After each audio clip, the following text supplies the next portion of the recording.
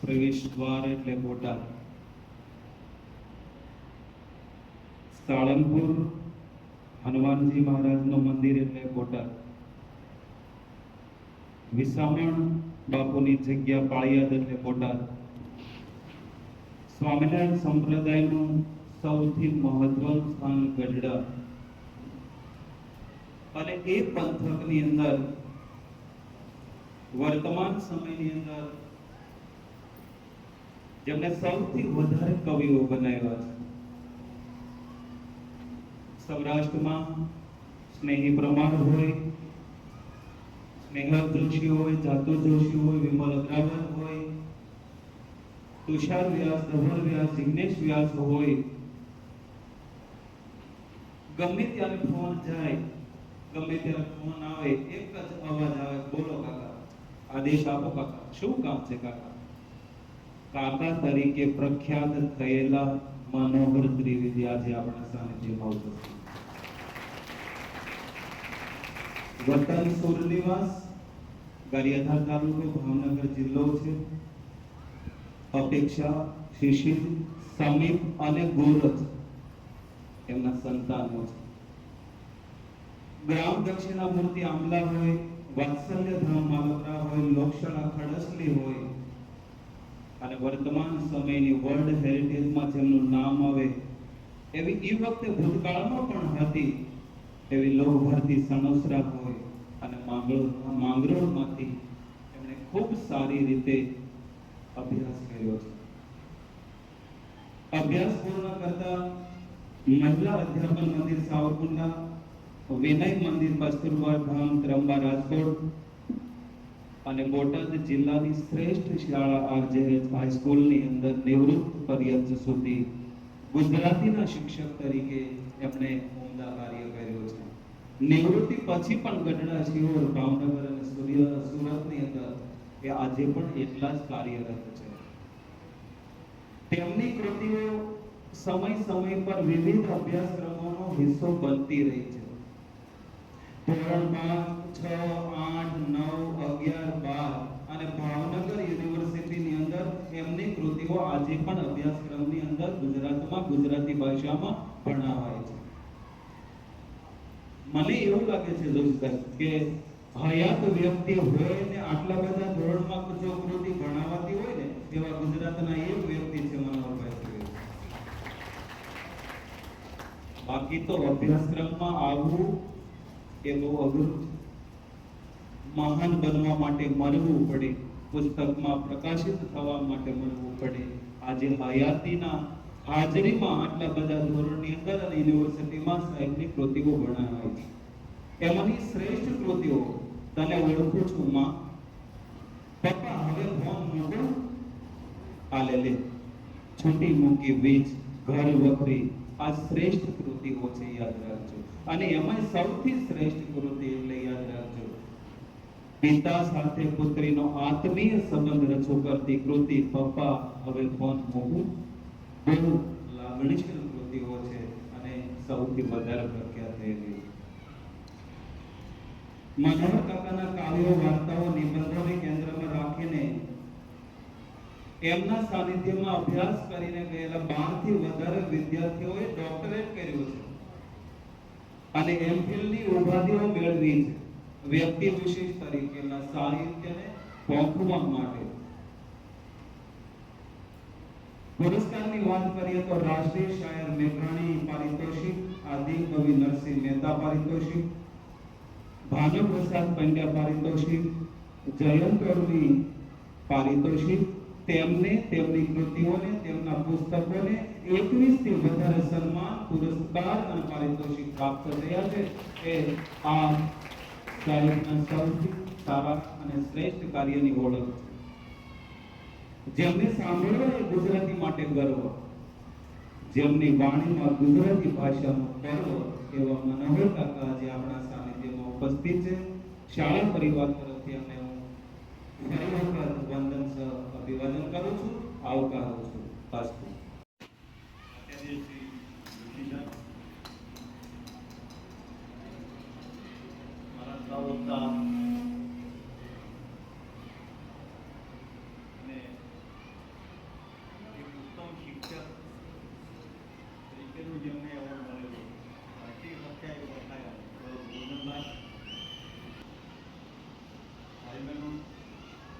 વિદ્યાર્થી મિત્રો મારો જે પરિચય આપ્યો ને ત્યારે હું અંદરથી થોડો મૂંઝાતો કે આટલા બધા એવોર્ડ જેને મળ્યા છે, આટલા બધાના પુસ્તકો છે, આટલું બધું પુસ્તકોમાં એ ચાલે છે.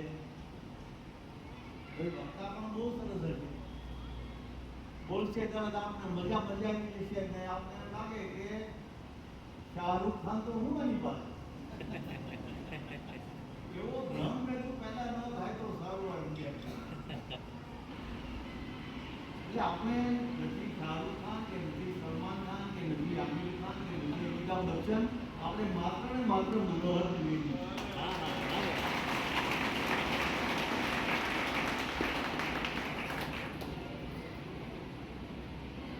મને આનંદ એ વાતનો છે કે માતૃભાષાની ઉજવણી નિમિત્તે સચિનમાં જ હું રહું છું અને સચિનમાં જ કાર્યક્રમ ગોઠવાય એટલે બહુ લાંબા દોડા ન હોય. અને આ સ્કૂલ તો દસકાઓથી પ્રસિદ્ધ છે. મારા મોટા ભાઈના દીકરાના દીકરા અહીંયા ભણી જાય અને એ હું તમને આ 20 વર્ષની વાત કરું. અને એ પરંપરા આ જોશી સાહેબ જેવા ગોરધનભાઈ જેવા મિત્રો સાચી લઈને બેઠા છે અને એટલા બધા વિદ્યાર્થીઓના ભણે છે. મોંઘી ફીથી મુક્ત રહીને આજે ખાનગી શાળાઓ એ આપણા માટે આ ગ્રાન્ટ લેતી સ્કૂલો માટે જોખમનું એટલા માટે બની ગઈ છે કે એને આપણી ભાષાને પણ આદર નથી આવ્યો. હું એ માનું છું કે માત્ર ગુજરાતના બાળકો નથી, આ સચિન છે ને એ તો નાનકડું ભારત છે. અહીંયા ઓરિસ્સાના બાળકો છે, અહીંયા બંગાળના બાળકો છે, અહીંયા બિહારના છે, અહીંયા યુપીના છે, અહીંયા એમપીના છે, અહીંયા ઝારખંડના છે. ક્યાંથી આવે છે? અને અમારી વાલી ગુજરાત એ બધાને પોતાના ખોપામાં સમાવી લેવા માટે શક્તિ ધરાવે. મારી ગુજરાતી ભાષા જેમ બધાને આવકારે, મારી ગુજરાતી ભાષાની મૂળ શબ્દો કેટલા? 20%. મિત્રો તમને જાણીને આશ્ચર્ય થશે. ગુજરાતી ભાષાના મૂળ શબ્દો જો ગણવા જઈએ તો 20% છે. 80% તો આપણે બંગાળ પાસેથી લીધા, મરાઠીમાંથી લીધા, તેલુગુ પાસેથી લીધા, બંગાળ પાસેથી લીધા, બંગાળી પાસેથી લીધા. દીદી શબ્દ ક્યાંથી આવ્યો? બંગાળમાંથી. પછી સરહદ ને એવા બધા શબ્દો આપણે મરાઠીમાંથી ગયા. અને એ રીતે તમે નાના હતા કે રમતા તો એ શબ્દો આપણને તેલુગુ ભાષા પાસેથી મળે. વખત, રેટ, મૂળ, નાદ અમને સમજાતું નહીં કે વખત, નેટ, મૂળ, નાદ એટલે શું. હજી મોટા થયા ખબર પડી છે 1 2 3 4 તો બીજી ઠંડા લીધી ને ત્યારે જે બીજી હોય ને આમ ઉછાળવાની હોય 1 2 3 4 વખત, નેટ, મૂળ, નાદ જે વધારે વધારે બોલી શકે એ જીતી જાય. તો આપણી ભાષા ગુજરાતી ભાષા નહીં માત્ર વિશ્વની તમામ ભાષાઓ એ જો વિકસિત શકે તો એની પાછળ એની ઉદારતા હોય. જેમ વ્યક્તિ અને પ્રદેશ, રાજ્ય, પ્રાંત, ગામ એ ઉદાર હોય તો જ બીજાને આવવા જોઈએ. અને આપણે કેટલા સમૃદ્ધિ બનતા જોઈએ. અમારે ત્યાં આ જ્ઞાતિના માણસો જ રહી શકે તો બહુ લગાવ. અરે આ ગુજરાત તો બધાને સમાવે. આ ગુજરાત મૂળરાજ સોલંકીનું ગુજરાત. ઈરાનમાંથી નિષ્કાસિત થયેલા પારસીઓ પર્શિયન તે જહાજમાં બેસીને પરિવાર પોતાના ધર્મને હાનિ પહોંચે એવું લાગ્યું જ્યારે, ધર્માંતરની પ્રક્રિયા જ્યારે વધી ગઈ એવું લાગ્યું ત્યારે પોતાના સંસ્કારને સંસ્કૃતિને બચાવવા માટે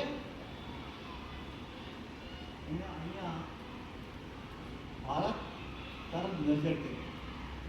ભારત આ સદીઓથી આ વસ્તુ કરતું હોય. એ કેટલી પ્રજાઓ હોય, ગુણ આવ્યા. સૌથી પહેલા તો આર્યો આવ્યો. આપણે કે મૂળ આર્યો છે, ના આર્ય તો પછી તો દ્રવિડ સંસ્કૃતિ હતી. એ દ્રવિડ સંસ્કૃતિના આજે પણ લોથાર લઈને તમે જાઓ ને તો તમને ખબર પડે કે દ્રવિડ સંસ્કૃતિના બધા ચિહ્નો મળી આવે કોઈ કામ કરતા. એટલે દ્રવિડો હડતા આપણે દક્ષિણ માન્યા અને આર્યો શક્તિ જાય એટલે એ હુમલા કરતા કરતા દ્રવિડોને હરાવતા. એ તો કલાપ્રેમી લોકો હતા. લડવાની પ્રકૃતિ નહોતી એ લોકો. આર્ય લડાય બીજાના હતા અને એ આર્યો છેવટે એના સ્થિર થયા. પછી હું આવ્યા, શક આવ્યા, મુસ્લિમ આવ્યા, અંગ્રેજ આવ્યા. બધાને આ દેશ સમાવતો હોય. આખી છાજના જેમ વધારે પાણી સમાય ને તેમ આ આપણો દેશ આવડો મોટો દેશ બધાને સમાવતો. સર્વ સ્વીકૃતિ. એમ ભાષામાં પણ આપણે એટલા જુદા રહ્યા. આપણી ભાષામાં પશ્ચિમ શબ્દો છે, અંગ્રેજી શબ્દો તો આપણે વાતે વાતે વાપરીએ. મને કોઈ એક વાક્ય ગુજરાતીમાં બોલી દે તો હું એને ઇનામ આપવા દઉં. આખું વાક્ય ગુજરાતીમાં આ ચાલે નહીં, મને લેટ થાય. મોટું થાય એમ નહીં બોલ, મને લેટ થાય. ઉભો એમ નહીં કે આપણે કેટલા બધા શબ્દો મળી ત્યાં બોલી એટલે આપણે સ્વીકારી લીધું. આ માઇક જેના વગર માને ને તમને કોઈને ચાલે નહીં તો શબ્દ છે. આ ટેબલ, આ ખુરશી, આ ચેર, બીજું આ તસવીર. સરસ્વતી માટે તસવીર શબ્દ તો પર્શિયન છે. આપણે તસવીર બોલીએ, છબી. મૂળ શબ્દ છબી તો આપણે છબી એમ બોલીએ, તસવીર બોલીએ. ફોટોગ્રાફ, ડિગ્રી, માસ્ટર, આ બધા માસ્ટર. આ દિલ્હીનો બધા માસ્ટર થઈ ગયા. પછી અમારા થોડા બુદ્ધિશાળીઓ હોય ને શોધી કાઢે કે માસ્ટર એટલે શું? જેનું સ્તર માં જેવું છે તે માસ્ટર. માં જેવું સ્તર નથી ભાઈ, માં બનવું અઘરું. એ માસ્ટર જ છે. ખરેખર માસ્ટર એટલે કોઈ પણ વસ્તુનો કારીગર. હવે આ શિક્ષકોને એટલા બધા નીચે ઉતારી દીધા. અમને તો બહુ દુઃખ લાગે. અમને કોઈ માસ્ટર કહે ને તો હાથો હાથ લાગી ગયા. એટલે અમે ગુરુ છીએ, માસ્ટર છે ના. અમે કઈ કારીગર છીએ, સ્કૂલ ફિટ કરવા વાળા છીએ, અમે મશીન ફિટ કરીએ છીએ ના. અમે કલાની ઉપાસના વાળા છીએ, શબ્દની ઉપાસના વાળા છીએ, વિદ્યાર્થીઓની ઉપાસના કરનારા. માત્ર કલા નહીં, સાહિત્ય નહીં, સંગીત નહીં, પુસ્તક નહીં. અમારી ઉપાસના તો અમારા વિદ્યાર્થીઓને સમર્પિત છે. એટલે તમે અમને માત્ર કહો, અમે તમારા ગુરુ છીએ. અને એ ગુરુ સ્થાન જાળવવા માટે આ સ્કૂલ એવી મકાન કરે. તો ભાષા ને જો જીવતી રાખી હોય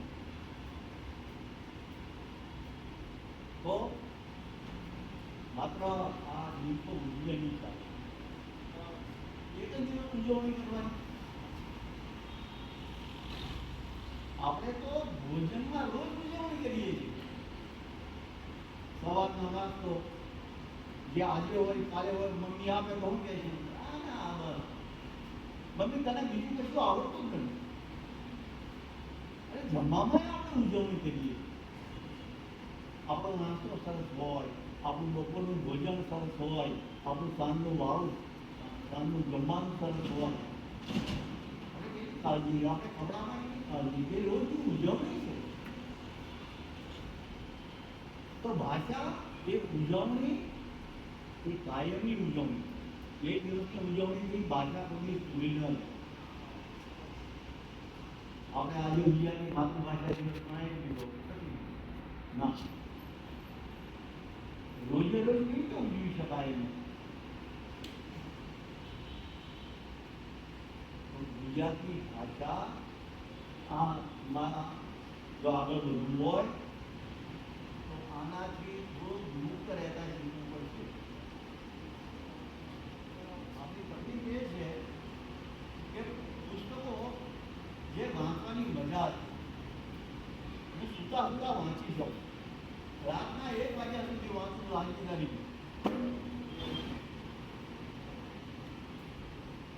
તમે કેટલું વાંચો? કેટલા પુસ્તકો વાંચો? તમારે લાઇબ્રેરી છે? લાઇબ્રેરીમાંથી કેટલા પુસ્તકો ઘરે લઈ જાઓ?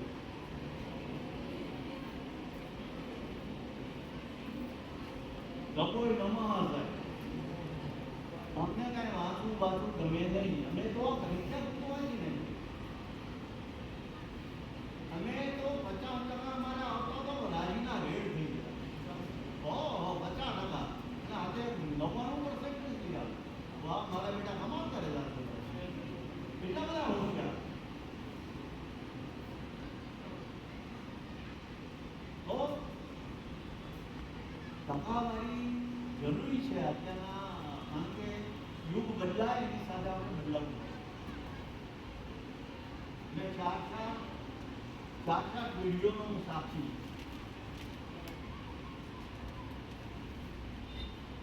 બોલતા જે તું ગમે મોરના જે આધમણે જે વળતા જાજે વાયુને માંડવે મોરા. આ ગાડામાં જાન લઈને જતા અમે. આ એક પેઢી પછી 25 વર્ષે પેઢી બદલાતી ગઈ. એટલે આ પહેલી પેઢી જોઈ અમારી માતાઓ, અમારી બહેનો, અમારી ભાઈઓ, અમારી માસીઓ ગાડામાં બેસી અને એ બગડો વીંધીને જાન જતી હોય. પછી જ્યાં શિરામણ કરવાનું આવે તો ક્યાંય ઘોટલો જોવે, વાવ જોવે, ત્યાં ગાડા છોડે. બળદને માટે નિરણ લીધી હોય, ઘાસચારો લીધો હોય, એને પાણી પાય અને ખવડાવે અને અહીંયા ખાવા બેસે બધા. ખાવાનું શું? તો સુખડી અને બાફેલા ચણા. આ તો સારામાં સારું ભોજન થઈ ગયું. બહુ બધા કાંઈ ગયા હોય. પછીની બીજી પેઢી આવી, એ બસની હતી. અમે બસમાં જાન લઈ ગયા. મારી પોતાની જાન છે એ મોટરમાં ગઈ. મને તો મન હતું ગાડામાં મારી જાન જાય. અને ગાડા દોડતા હોય, ઘૂઘરા માંગ્યા હોય, ગાડા અને શણગાર્યા હોય, એની ઉપર જોર નાખ્યું હોય ને ઈંડાઓ ઝીંગડીઓ ગાળાવી હોય અને ઘૂઘરીઓ બાંધી હોય બળદના પગમાં. અને એ ગાડા આગળ ઘોડે સવાર જતો હોય, રક્ષા કરવા હવા પર તલવાર હોય. મને મન તો બહુ જ પણ ન મેળ પડ્યો. પછી ગાય ગઈ બસમાં જાય. એ પછી જવાનો કર્યો. બીજી પેઢી જોઈ અને ત્રીજી પેઢીમાં તો રીત રિવાજો કેટલા બદલાય છે. કંકોત્રીઓ જાત જાતની આવવા માંડી. 500, 500, 1000 રૂપિયાની કંકોત્રી. મારે તો 1000 રૂપિયામાં બધું રહી ગયું.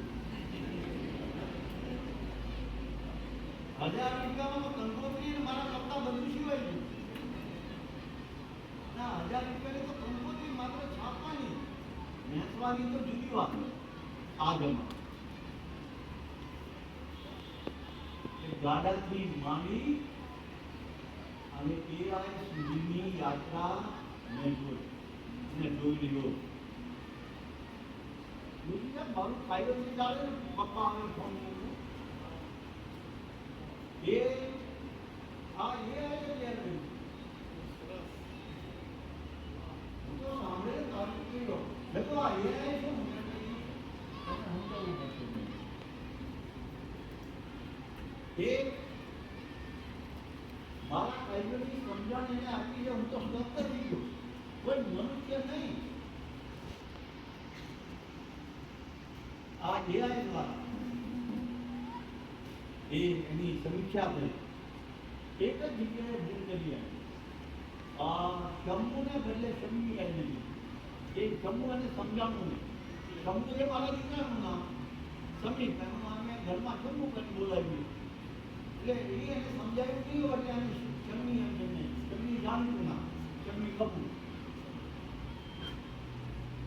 ક્યાં સુધીની આપણે યાત્રા એ આવી દાદાથી માંડી એ સુધીની આપણી યાત્રા સંબંધ છે. રોજ બદલાતા એ જ રીતે ભાષા બદલાતી નદી વહેતી બની. નદી જો વહેતી ન હોય અને ગંધિયા થઈ જાય તો પાણી ગંધાઈ જાય. એનું પાણી છે એ બધી થઈ જાય, બંધ થઈ જાય, અટકી જાય, એનો પ્રવાહ અટકી જાય, એનો વિકાસ અટકી જાય. નદીનો સ્વભાવ છે સમુદ્રની યાત્રા કરવી. એમ ભાષાનો સ્વભાવ છે એક મનુષ્ય સંસ્કૃતિને આગળ લઈ જવા માટેનો પ્રવાહ. એ પ્રવાસ બંધ ન રહેવો. એ ત્યારે જ શક્ય બને કે આપણે બીજી ભાષાઓનો પણ આવકાર આપીએ, એનું સ્વાગત કરીએ. એ સ્વાગત ત્યારે થઈ શકે જ્યારે આપણે આપણી ભાષા જાણતા હોઈએ. આપણે અંગ્રેજી મીડિયમનો આપણી સામે કોઈ રોષ નથી. બાળક અંગ્રેજી સામે રોષ નથી. અંગ્રેજી મીડિયમ સામે તો છે જ. અંગ્રેજી સામે કોઈ રોષ. અંગ્રેજી શીખવું જોઈએ, વિશ્વ ભાષા છે. પણ બધાની ઉપર લાદી નથી. ભાષા એ કોઈ લાદવાની વસ્તુ નથી. ભાષા એ સ્વીકારની વસ્તુ છે. ભાષા ઇન્કામની વસ્તુ છે જ નહીં. આપણે એનો સ્વીકાર કરીએ. પણ હું મારી માને મૂકીને હું બીજી કોઈને માં કહું તો એ સામેની માં પણ સ્વીકાર છે, પણ એ માતૃત્વ જે મળવું જોઈએ એ નહીં મળે. મારી ભાષા દ્વારા હું જે સમજણ કરું. તમને સમજણ કેમ આવે છે? અંગ્રેજીમાં આવે છે, હિન્દીમાં આવે છે. તમને તમારા સ્વપ્ન હિન્દી ભાષામાં નહીં આવે, ગુજરાતીમાં જ આવશે. કારણ કે પૃથ્વીમાંથી તમને તમારી માતૃભાષા અને માતાનું દૂધ બે મળેલા. એ માતૃભાષા નો મહિમા માનો મહિમા છે, એવો જ મહિમા માતૃભાષા. એ માતૃભાષાને આપણે ભૂલીએ નહીં. આ ઉજવણી કરવી પડે છે એ આપણી દરિદ્રતા બતાવે છે. અમને તો યાદ નથી આવતું. છેલ્લા 10 વર્ષથી શરૂ થયું છે માતૃભાષાની ઉજવણી. મારી માતૃભાષા મને ગુજરાતી. તો ઉમાશંકરે લખ્યું ત્યારે તો એક બીજું લખાયું ને, ત્યારે તો આવી કોઈ સ્થિતિ હતી જ નહીં. હવે આ 10 વર્ષમાં એ સ્થિતિ થઈ ગઈ. આપણે આ ગુજરાતી ભાષા મરી રહી છે અને જો જીવાડવી હોય તો શું કરવું? વિશ્વની 18 ભાષાઓમાં આનું સ્થાન છે. તમે ગુજરાતી ભાષાને જેમ તેમ ન ગણો. એના ભાષકોની સંખ્યા પણ નાની સુની નથી. 18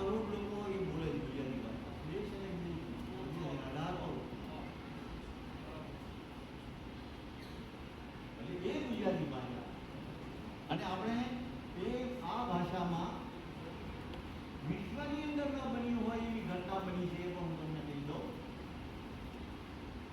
ગોંડલના મહારાજા ભગતસિંહજી એ ઇંગ્લેન્ડ ભણેલા અને એણે પેરિસ જેવું પોતાનું રાજ્ય બનવું જોઈએ, ગોંડલ બનવું જોઈએ એની કાળજી રાખી. એના રસ્તાઓ તમે જુઓ, એ અંડરગ્રાઉન્ડ લાઇટ જુઓ, ક્યાંય તમને એક તણખું જોવા ન મળે.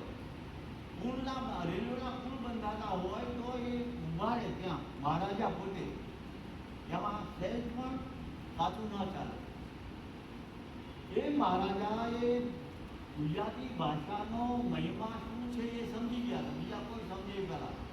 એણે બધા શાસ્ત્રીઓને, ગણિત વ્યાકરણવિદોને ભેગા કર્યા કે આપણી પાસે નર્મદે કરેલું, નર્મદે એક નર્મકોશ તૈયાર કરેલું આજે સુરતની અંદર, પણ એ તો બહુ સંક્ષિપ્તમાં હતું. પણ મારી ભાષા પાસે તો કેટલા બધા શબ્દો છે. અંગ્રેજી પાસે ન હોય એટલા શબ્દો ગુજરાતી ભાષા પાસે, એટલા 3 લાખ શબ્દો. અને 9 ભાગની 9 ખંડની અંદર શબ્દકોશ તૈયાર કર્યો એના ઇતિહાસ સાથે. આ શબ્દ ક્યાંથી આવ્યો? આ બાજરો છે તો બાજરો ક્યાંથી આવ્યો? બાજરાનું મૂળ વતન શું? બાજરો કઈ જગ્યાએ ઉગે અને કઈ પ્રજા છે એ બાજરાને અન્ન તરીકે ઉપયોગ કરે છે? આ બધું એમાં તમને એક જ શબ્દમાં મળે. આ એન્સાઇક્લોપીડિયા ભગવત ગોવિંદ.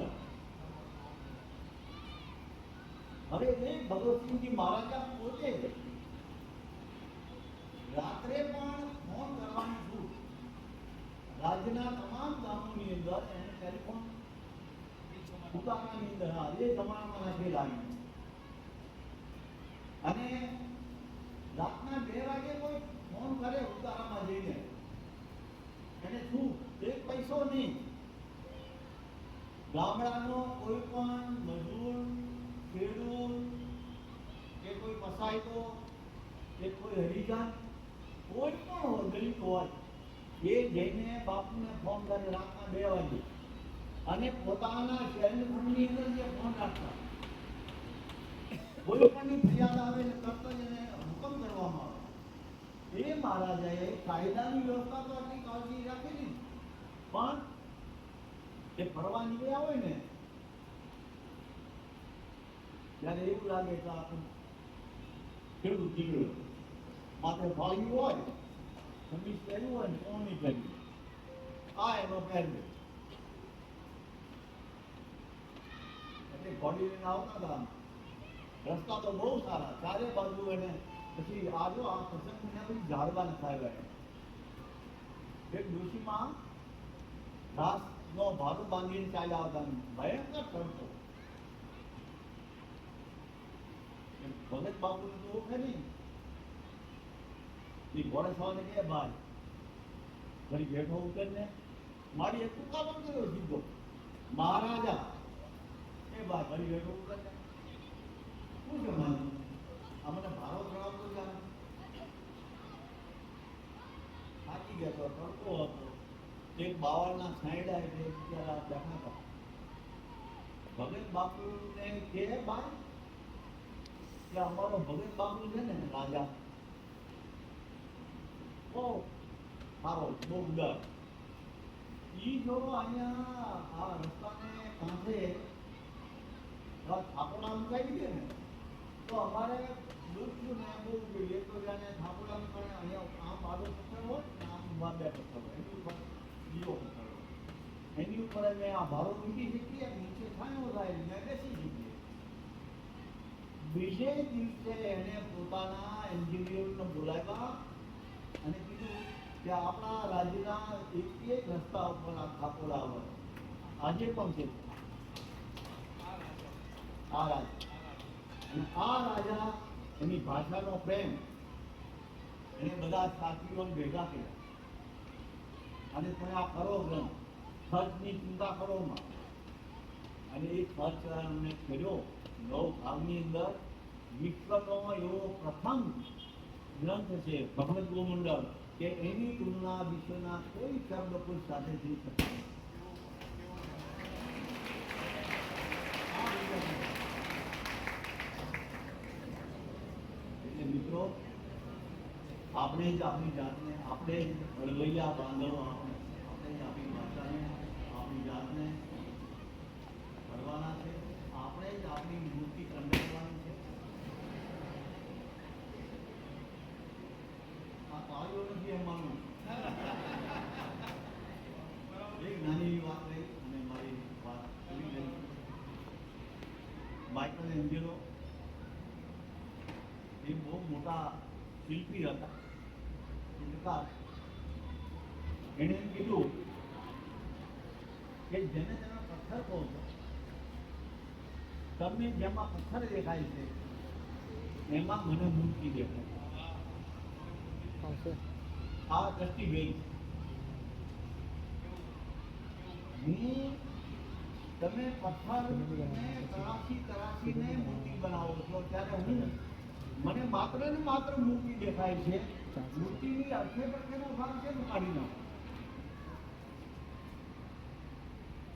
આપણે આપણી આસપાસ આવો જે વધારાનો મેદ છે, વધારાનો ભાગ છે, આપણી અંદરની આપણી પોતાની જ મૂર્તિ પડેલી છે. એ મૂર્તિને વધારાનો ભાગ છે, જે આળસ છે, જે આ મોબાઈલનું દૂષણ છે, જે વાંચવાની આળસ છે, જે ખાવા પીવાની આપણી રીતસમો છે, બહારનું ખાવાની ટેવો છે, આ બધા બાહ્ય આવરણો છે. એને ધીમે ધીમે અટકેલી અને આપણે જ આપણી મૂર્તિ કંડારવાની છે. અને તો જ માતૃભાષાની સેવા પણ એ રીતે શક્ય બની. તમે ખૂબ વાંચો, તમે સરસ શિક્ષકો મળ્યા છે, આવી સુરત શાળા મળી છે, તમે સૌભાગ્ય છો. એમ આજે મને અહીંયા બોલાવ્યો એટલે એટલા પૂરતો હું પણ સૌભાગ્ય છું. તમારા સૌનો ખૂબ ખૂબ આભાર.